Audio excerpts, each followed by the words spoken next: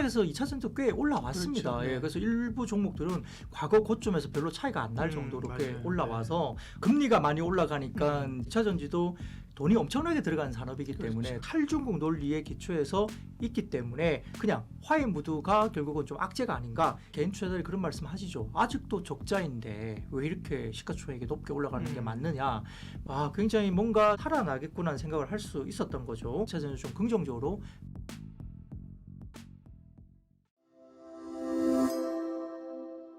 예민수의 경제토크 IBK투자증권 박근영 부장님과 함께 2차전지 이야기하겠습니다. 2차전지가 삼성 SDI를 중심으로 해서 아주 네. 꽤 탄력적으로 오죠. 네네. 이번에는 단순 반등이 아닌 것처럼 몰랐는데 또 이제 좀 조정받아서 SDI를 KRX 기준으로 보면 고점 대비 한 20%까지 지금 조정을 받는 상황입니다. 네. 이제 뭐가 또 이렇게 안 좋아서 다시 밀리는 걸까요? 우선은 뭐 금리가 많이 올라가니까 이제 성장주, 기술주들이 타격을 좀 받을 수는 있죠. 왜냐하면 2차전지도 돈이 엄청나게 들어가는 산업이기 때문에 그렇죠. 돈을 네. 뭐 땡겨오거나 아니면 기존의 돈을 또 쏟아부어야 되는 거니까 이게 상당히 좀 기술주나 그다음에 뭐 제약바이오 헬스케어 이쪽도 상당히 좀 금리에 민감한 섹터일 수밖에 없습니다. 그 부분이 한 가지가 조금은 최근에 금리 발작에 의해서 좀 안 좋았고요. 두 번째는 꽤 바닥에서 2차전지 꽤 올라왔습니다. 그렇죠. 네. 예, 그래서 일부 종목들은 과거 고점에서 별로 차이가 안 날 정도로 꽤 맞아요. 올라와서 어느 정도 이제 데이터 부분에 대해서 조금 좋아지면서 뭐 좀 많이 올라왔다, 어느 정도 올라왔다라는 개념도 좀 있고요. 세 번째는 전통적으로 미중 정상회담 분위기가 뭐 별로 얻은 건 없기는 한데 분위기 자체가 일단 나쁘진 않았다는 거죠. 8년 동안 반복되어 온 스토리예요. 미중과 일단 뭐 배터리 기업들의 주가 하락하는 것은 결국은 역시나 고멀티플이 있는데 결국은 중국과 미국의 지도자 간의 화해 무드가 됐을 때 결국은 한국의 배터리 산업이 좀 타격을 받을 수 있지 않을까? 뭔가 중국 시장을 열어주지 않을까? 이런 생각들을 이제 할 수밖에 없는 구조에서 지난번 뭐 미중의 지도자 간의 화해 무드 싸우지는 않더라도 일단 좀 분위기가 나쁘진 않았다. 이런 분위기 때문에 센티적으로 약간 배터리 산업이 이러한 어떤 센티적인 약간 부정적인 이슈들이 이제 반영이 된 걸로 보이긴 합니다. 역시 고멀티플 관련해서 미국의 배터리 공급망 탈중국 논리에 기초해서 있기 때문에 아까 말씀드렸던 그냥 화해 무드가 결국은 좀 악재가 아닌가 이런 생각을 해볼 수밖에 없는 거죠. 수차례 이런 사례가 있었습니다.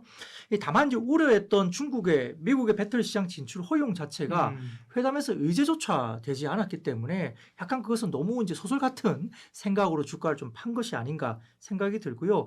근본적으로는 단기 협상 결과와 또 무관하게 미국 입장에서 보더라도 중국 대비 공급망 완성도 격차가 큰 영역 중에 하나이기 때문에 이 배터리 산업을 오랜 기간 동안 무역 전쟁을 수행해야 하는 현 구도상 협상의 확보를 위해서 좀 공급망 구축에 미국이 더욱더 박차를 좀 가하지 않을까라는 생각을 할 수 있습니다. 그래서 약간 기호에 불과했다. 두 사람이 굉장히 좀 분위기가 좋았다고 해서 2차 전지를 부정적으로 볼 필요가 있겠네라는 생각을 볼 수가 할 수밖에 없고 센티적으로 기호를 가지고 너무 이제 좀 뺀 것 같다는 생각을 하니까 결국 많이 빠졌을 때는 우리가 좀 지켜봐야 될 긍정적으로 좀 지켜봐야 될 것 같고요. 아까 말씀드렸던 네. 계속적으로 이러한 패권 관련해서 미국이 물러날 수가 없기 때문에 아마 좀 더 미국이 자국 내의 어떤 탈중국 공급망 구축에 대해서 좀 더 강조를 할 수밖에 없다는 점에서는 많이 빠졌을 때 2차 전지를 좀 긍정적으로 봐야 된다고 판단하고 있습니다.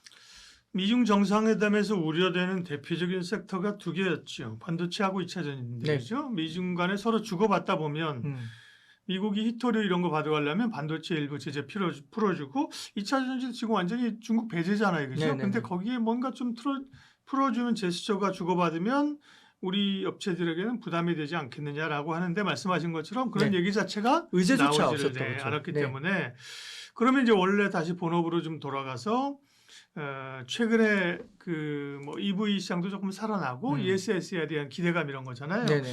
결국은 확인해야 되는 게 실적인데 그죠? 네, 1분기 실적만 놓고 평가하면 그게 이제 어느 정도 좀 반영이 된 걸까요? 네, 우선은 몇 개 종목은 작년에 좀 바닥을 본 종목도 있습니다. 그리고 몇 개 종목은 이번 1분기 실적의 바닥이라는 이야기도 좀 나오고요. 물론 뭐 일각에서는 개인 투자자들이 그런 말씀 하시죠. 아직도 적자인데 왜 이렇게 시가총액이 높게 올라가는 게 맞느냐. 뭐 적자폭이 많다가 좀 적자폭이 좀 준 거 정도 아니냐. 근데 어떻게 시가총액을 받을 수 있느냐 그 말을 하시는 분도 계시긴 해요. 다만 턴어라운드는 확실하게 좀 나오고 있다는 점에서는 좀 안정적으로 봐야 되는 것 같고 이번 실적 혁신을 통해서 확인된 배터리 산업의 흐름은 어쨌든 전체적으로 좀 보면 좀 안정적인 쪽으로 좀 가는 거 아니냐. 대폭적인 적자에 대한 어떤 축소가 또 있었다는 점에서 좀 긍정적으로 볼 수는 있습니다. 연초부터 한국의 배터리 기업들이 또 주가가 상승했던 두 가지 배경은 어차피 ESS의 가파른 성장도 있었고 그다음에 제한적인 EV 추정치 추가량 조정. 그러니까 EV 수요가 좀 줄긴 하는데 좀 상당히 제한적이었다. 그러니까 더 줄기가 좀 어렵지 않느냐 이런 생각이 있고요. 3월 달 수치를 놓고 보면 국내에도 보면 약간의 그때 지원금이 나갔는데요. 3월 달 한 달에 수요가 굉장히 좋았고 전기차 말씀. 그렇죠. 전기차입니다. 그러니까 ESS 수요가 있지만 전기차만 놓고 보더라도 3월 수치를 보니까 약간의 보조금을 주니까 3월 한 달만 놓고 보면 월간 최대 판매량을 보였습니다. 그러니까 유가도 유럽이나- 올랐잖아요. 유가 오른 것 때문에. 그렇죠. 부담스럽고, 그런 것도 그죠? 있고 그죠. 그러니까 그런 부분에서 뭔가 수요를 보여줬다는 거거든요. 그러니까 보조금을 줘도 안 팔리면 문제가 되겠지만 3월 달에 유가 오르고 그다음에 일부 보조금을 좀 주니까 살짝 네. 건드리니까 쾌짐이 극복되는 것처럼 수요가 나왔다는 겁니다. 그러니까 굉장히 뭔가 좀 건드려지면 모멘텀이 있으면 살아나겠구나는 생각을 할 수 있었던 거죠. 그래서 1분기 실적과 2분기 가이던스에서도 ESS의 성장도 보였고 그다음에 EV 쪽의 추정치도 하향 조정이 좀 제한적이었다. 그래서 좀 하방이 좀 단단하게 좀 지지가 되는 것 같다는 이야기를 하다 보니까 이제 2차 전지나 전기차 쪽을 좀 긍정적으로 바라보자 이런 생각이 있었습니다. 이를 바탕으로 지금 보면 일부 종목들은 뭐 분기 흑자 전환이라든지 그다음에 일부는 적자폭의 대폭 축소라든지 하반기 중에 흑자 전환 가능성도 언급되는 종목들이 나오면서 좋아지고 있고요. 더군다나 지금 뭐 양국재 쪽도 좋긴 하겠습니다만 지금 현실적으로 이제 ESS 쪽이 좋아진다면 셀업체들의 어떤 전환이 상당히 주목을 받을 수밖에 없기 때문에 일단은 셀업체가 상당히 좋을 수 있다는 점 먼저 볼 수 있고요.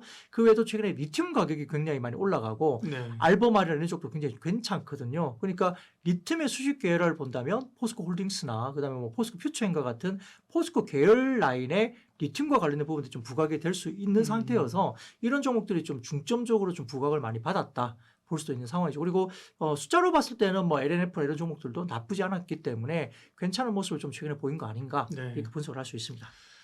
말씀하신 것처럼 잘 가다 왜 브레이크가 걸렸느냐. 사실은 뭐 2차 전지 산업이 반도체처럼 지금 가시적으로 뭐 자고 나면 이익이 늘어나고 막 그런 건 아니잖아요. 맞습니다. 그죠? 네. 그러나 이제 바닥을 찍고 올라오는 국면인데 삼성 SDI가 가장 최근에 뭐 지표적인 종목이니까 네. 보면 뭐 러프홀리 보더라도 뭐 30만 원, 70만 원까지 갔으니까 그죠? 네.